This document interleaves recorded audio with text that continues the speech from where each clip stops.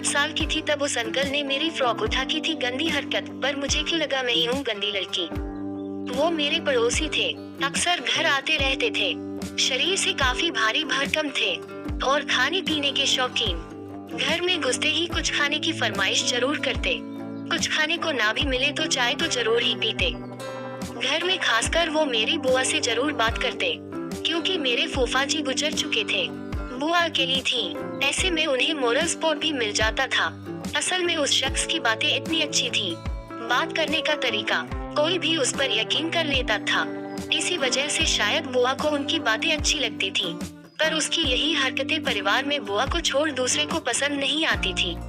पर बुआ की वजह से कोई कुछ कह भी नहीं पाता था। वो बुआ के ससुराल वालों की तरफ से दूर के रिश्तेदार भी लगते थे, इसलिए भी शायद ऐसा होता हो। वो दिन मुझे अच्छे से याद है।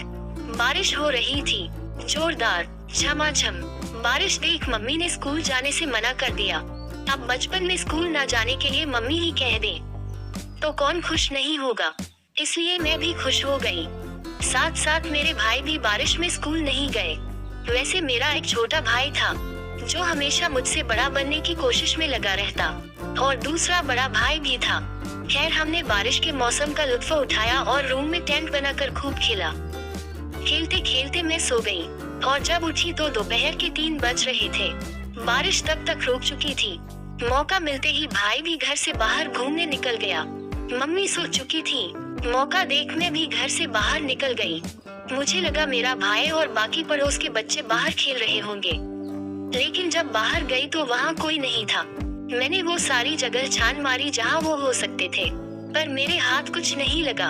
मैं उनका इंतजार करने लगी। बहुत देर तक कोई नहीं दिखा। बगल में एक बांस की करची पड़ी थी। मैंने उसे उठाया और गीली मिट्टी में कुछ कुछ ड्राइंग बनाने लगी। तभी पीछे से अचानक भारी आवाज आई। मैंने पलट के देखा तो वही अंकल थे, वही जो बुआ से अक्सर बात करने आते थे। मैंने कहा जी अंकल। उन्होंने पूछा अरे तुम्हारी फौज कहाँ है, आज अकेली खेल रही हो।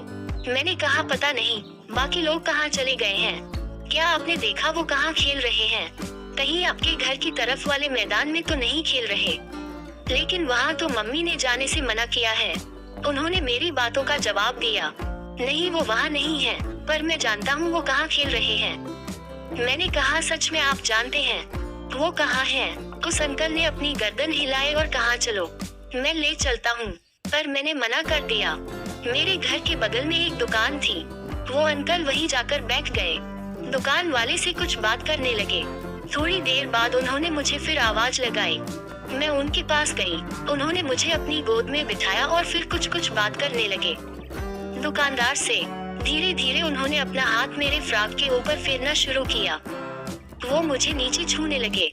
मुझे अजीब लगा, कुछ गंदा भी महसूस होने लगा। मैंने थोड़ा तेजी से पैर हिलाया, फिर वे संभल गए। मैं उनसे खुद को छुड़ाने की कोशिश करने लगी, पर उन्होंने मुझे जाने नहीं दिया। कहने लगे कि अरे क्या हुआ तुम्हें, अभी तो तुम्हें खेलने जाना था, चलो मैं लेकर चलता हूँ। फिर वो दुकानदार गुप्ता जी से कहते हैं ठीक है मैं चलता हूँ, बच्ची को खेलना है भाइयों के साथ। गुप्ता जी ने कुछ नहीं कहा, जैसे वो जानते हो सारी चीजें। मैं उस अंकल के साथ नहीं जाना चाहती थी, पर उन्होंने मुझे जबरदस्ती गोद में उठा लिया और कहीं लेकर जाने लगे। मैंने उनको मना किया, पर उन्होंने मेरी बात नहीं सुनी। पहले मुझे वो एक दुकान ले गए, वहाँ कुछ चॉकलेट खरीद कर मेरे हाथ में पकड़ा दिया और कुछ जबरदस्ती मेरे मुंह में डाल दिया ताकि मैं कुछ बोल ना सकूं। फिर मुझे वो एक सुनसान रास्ते की तरफ ले जाने लगे। मुझे कुछ ठीक नहीं लग रहा था, मुझे कुछ समझ में आ रहा था, मेरे साथ कुछ बुरा होने वाला है। चलते चलते वो मुझे आम के बगीचे तक ले गए और वहाँ जबरदस्ती मुझे चूमने की कोशिश करने लगे। मैंने अपना मुंह घुमा लिया और जिद करने लगी मुझे घर जाना है, घर जाना है। जिस रास्ते से वो मुझे लेकर जा रहा थे, वहाँ मैं कई बार अपनी दोस्त के साथ जा चुकी थी। वहाँ के कुछ लोग मुझे पहचानते थे। मैंने कहा अंकल मुझे छोड़ दीजिए, घर जाना है, मम्मी ढूंढ रही होगी। वो मुझे और अंदर की तरफ लेकर जाने लगा, मानो जैसे उस दिन उसने तय कर लिया था कि वो अपनी गंदी मंशा को पूरी करके रहेगा। उस उम्र में मुझे नहीं पता था कि हवस क्या चीज होती है, लेकिन उसकी आंखों को देखकर समझ गई थी कि ऐसी हरकत करने वालों की नजरें कैसे होती हैं। पता नहीं उस दिन उसके अंदर कौन सा जानवर था जो बाहर आना चाहता था और मुझे नोच खाना चाहता था। उसकी आंखें आज भी मुझे डराती हैं। वो अपनी प्यास बुझाना चाहता था, मेरा रेप करना चाहता था। वो रेप करने की जगह तलाशने लगा, मेरे मुंह में कपड़ा ठूस दिया, मेरे शरीर को गंदी तरह छूने लगा। मेरी फ्रॉक उठाकर उसने मेरे प्राइवेट पार्ट पर जोर से काटा। मैं चिल्लाई, जोर से चीखी, पर आवाज बाहर नहीं गई। वो मेरे तक ही रह गई, क्योंकि उसने मेरे मुंह में कपड़ा जो ठूस रखा था। मेरे हाथ से उसने चॉकलेट छीना, फिर चॉकलेट का पॉकेट फाड़ा, मेरे प्राइवेट पार्ट पर लगाया और कुछ करने की कोशिश की। तब तक कोई बगीचे की तरफ उसे कोई आता हुआ दिखा। उसने मुझे छोड़ दिया, मेरे मुंह से कपड़ा भी निकाल दिया और मेरे आंसू पोंछ दिए। मुझे गोद में उठाया और आगे ले जाकर छोड़ दिया।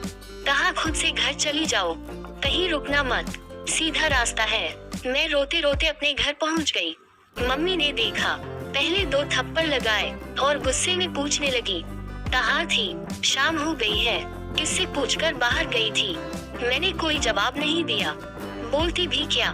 मेरी हालत उस वक्त कुछ बोलने की थी भी नहीं। मेरे साथ क्या हुआ और क्या हो सकता था, मुझे इसका इल्म भी नहीं थी। मैंने कुछ नहीं बोला, पैर धोए, कमरे में गई और सो गई।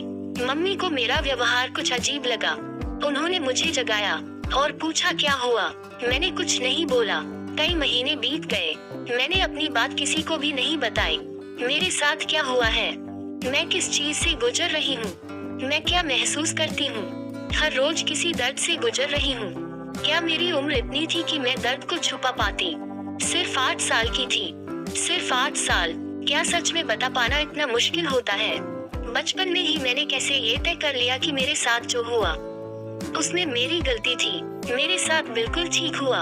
और उस घटना के बाद मुझे लगता था मैं एक गंदी लड़की हूँ। ये गंदी लड़की क्या होती है, ये सब मेरे दिमाग में आया कहाँ से?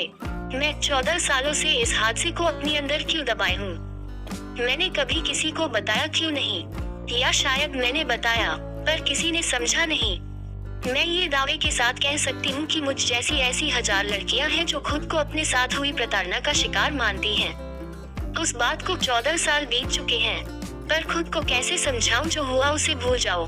क्या भूलने से सब ठीक हो जाएगा?